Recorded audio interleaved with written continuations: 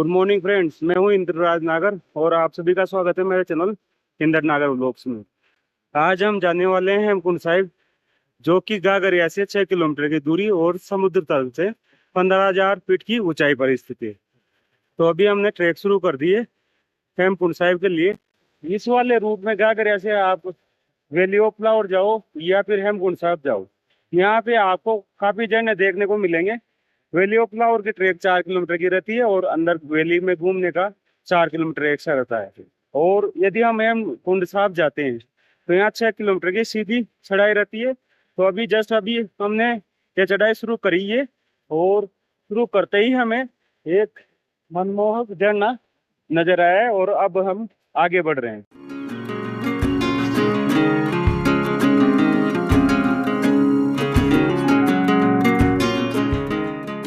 हम मुश्किल से 15 मिनट ही चले होंगे कि एक और झरना हमें हेमकुंड साहिब पे देखने को मिला है। यहाँ हर कदम कदम पे झरने बहते रहते हैं, वो भी साफ पानी के।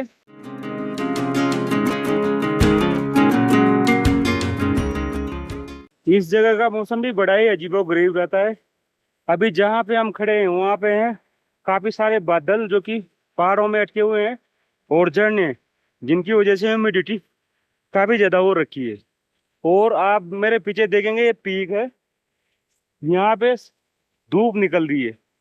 तो एक ही जगह से दो क्लाइमेट दिख रहे हैं, एक तरफ तो धूप है, एक तरफ बादल और फोग है। तो ये यहाँ का मौसम की एक और खासियत है कि ये हर टाइम बदलता रहता है। इसमें पता नहीं चलता, कभी बरसात आ जाती है तो कभी धूप निकल जाती है।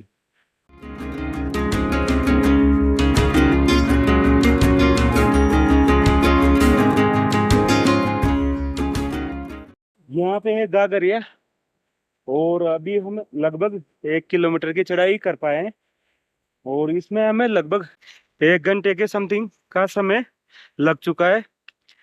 चढ़ाई काफी खड़ी होने की वजह से बहुत धीरे चलना पड़ता है।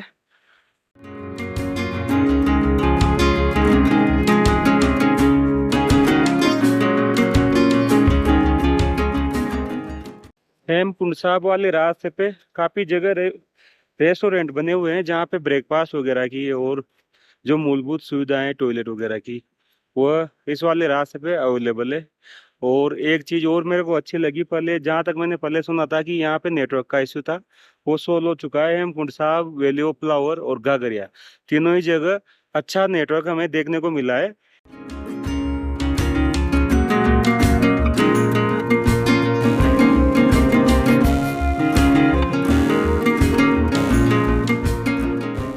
इस स्थल की खोज पंडित नरेंद्र सिंह कपूरी द्वारा 1930 में की गई थी और गुरुद्वारा का निर्माण 1950 के दशक में यहाँ पे किया गया था।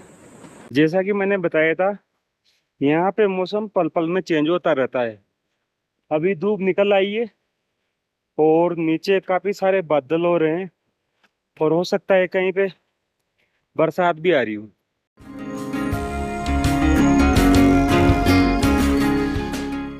हेमकुंड साहिब की 3 किलोमीटर की ट्रैक अभी मैंने कंप्लीट कर ली है और इसको 3 किलोमीटर चलने में हमें 2.5 घंटे का समय लगा है।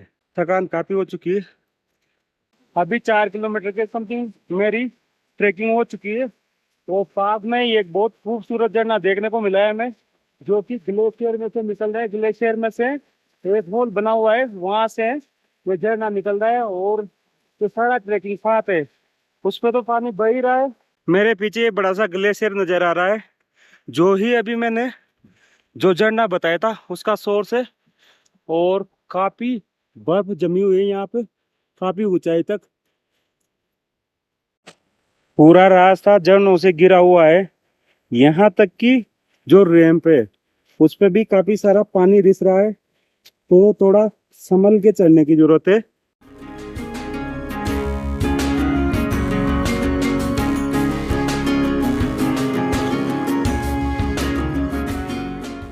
एक और मेजर वाटरफॉल हमें देखने को मिला है, यह देहरादून में जैसा कि सहस्त्रधारा झरना है उससे भी काफी वाइड और हजारों तरह की धाराएं ऊपर से आ रही है और काफी बड़ा झरना गिर रहा है ये और बहुत ही मनमोहक झरना है।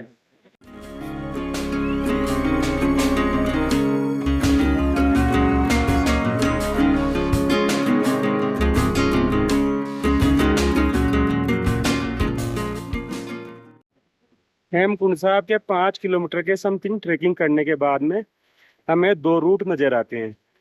एक तो है ये थोड़ा लॉन्ग है पर खड़ी चढ़ाई नहीं है, और एक इस तरफ है स्टेयर। तो अभी हम स्टेयर से जाने वाले हैं।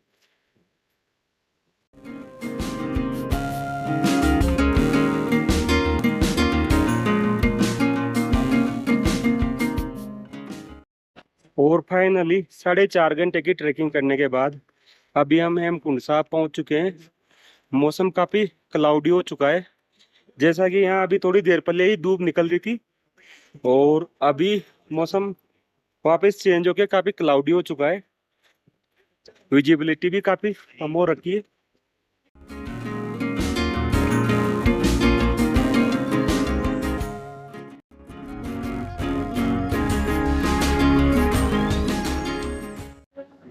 हेमकुंड साहब में ही एक ग्लेशियर झील भी स्थित है, जिसको हेमकुंड झील के नाम से भी जाना जाता है, और इसी झील का पानी नीचे झरने के रूप में बह रहा है। इस पे एक यहाँ पे हाइड्रो पावर प्लांट भी लगा हुआ है छोटा सा, और पास में ही है एक लक्ष्मण मंदिर, जिसकी तरफ अभी मैं जा रहा हूँ। ये है वो लक्ष्मण मंदिर का गेट।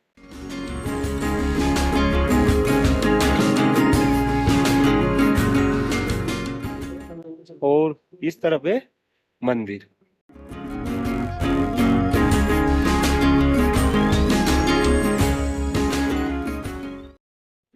अभी मैं बैठा हूँ झील के किनारे, और थोड़ी देर के लिए ही धूप निकली है, तो इससे हमें झील का क्लियर व्यू भी नजर आ रहा है।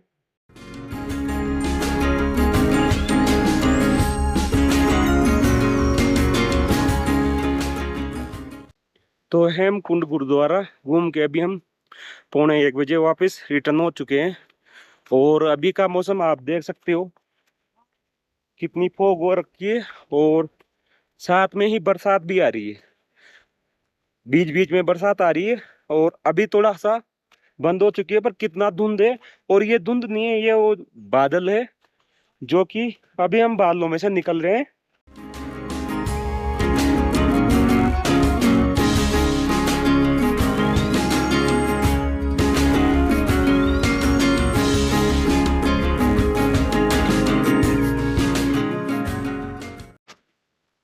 हम 3 दिन से रेगुलर यहाँ पे ट्रैकिंग कर रहे हैं, जिसमें हमें ये देखने को मिला है कि, और पहले मैंने सुना भी था कि यहाँ पे जब भी आना रहता है तो अर्ली मॉर्निंग ही हेमकुंड साहब जाओ, चाहे आप वैली ऑफ फ्लावर जाओ, अर्ली मॉर्निंग ही निकलना होता है। हेमकुंड साहिब के लिए तो 5 बजे निकलना होता है, और वैली ऑफ फ्लावर के लिए 7 बजे निकलना होता है। यदि हम टाइम पे निकलते हैं तो यहाँ के व्यू और ज्यादा बेटर देख पाते हैं, क्योंकि 1-2 बजे के बाद से यहाँ बरसात स्टार्ट हो जाती है, और विजिबिलिटी काफी कम हो जाती है।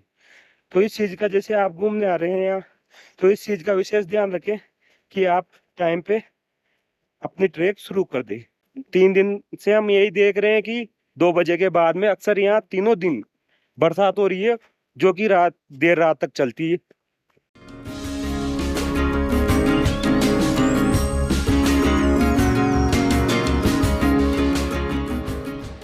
तो फाइनली हमने हेमकुंड साहिब ट्रेक कंप्लीट कर लिए।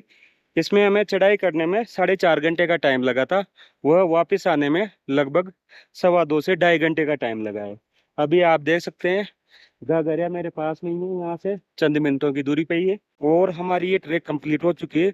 तो कैसा लगा है दोस्तों ये वीडियो, इसके बारे में आप अपनी राय जरूर दीजिए। यदि आपको ये वीडियो अच्छा लगा है तो इसको लाइक कीजिए, शेयर कीजिए, और आप ऐसे ही कंटेंट और देखना पसंद करते हैं तो मेरे चैनल को सब्सक्राइब कीजिए। मिलते हैं अगले ब्लॉग में, तब तक के लिए बाय बाय।